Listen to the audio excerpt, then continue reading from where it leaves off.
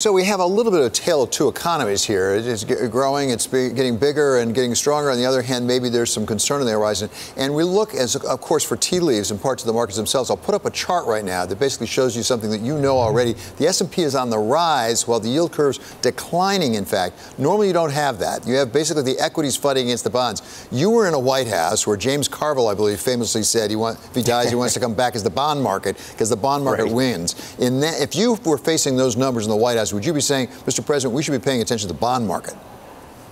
I think the world's different right now. I'm not saying we have it figured out, but I think there's, much less of a clear, direct connection between, for example, U.S. deficits and what global interest rates are. What I would be telling the president is, you were very, very lucky. You came into, after you saw Barack Obama come in and inherit a really horrible recession.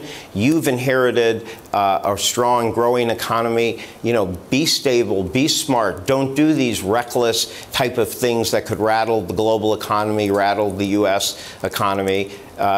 Appreciate what you have. Don't screw it up. That would be my message to them right now. I do think there are, of course, some things that you look out in the economy that are a little worrisome. You see some gaps in housing production, some signs of weakness there. People have worried about both the volume and the quality of corporate debt. So it's not like a perfectly rosy scenario out there. But I can tell you that for a lot of people, it is political risk. It is volatility, not just in Brexit, but coming from this White House, that is part of their concern when they're looking out at the forecast for the next year or two. Well, and there's another form of political risk out there, which is the election in 2020, where we have a growing list of Democratic candidates taking various positions, quite a few of them sort of following, if I can say it, Bernie Sanders, maybe off to the more left side of the party, talking about things like Medicare for all and various different social programs. You've now written a piece about economic dignity. How does that leaning or direction that I see, at least in the Democratic Party, how does it fit with what you're trying to espouse? Well, when I say that we should make economic dignity our singular goal and our focus for economic policy, what I'm kind of asking is that we focus on what is the end goal for people.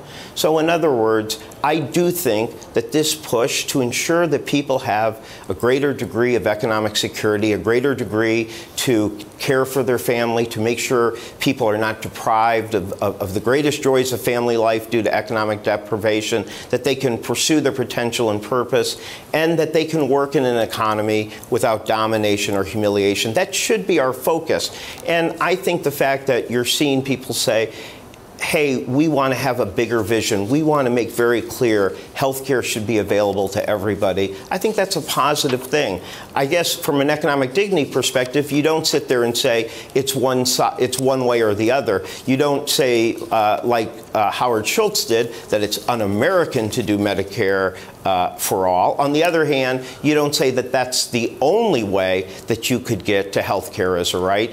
You are willing, perhaps as FDR did, to do some experimentation to look at different means to increasing economic security, increasing economic dignity, but you do hold to a higher standard. You're not okay with just saying, let the chips fall where they may. So the notion that you can, some of the Republican plans can be, this is a, quote, pro-market plan, but the result is 30, 40, 50 million people are without health security, becomes a not acceptable end goal for economic dignity and for our economic policy.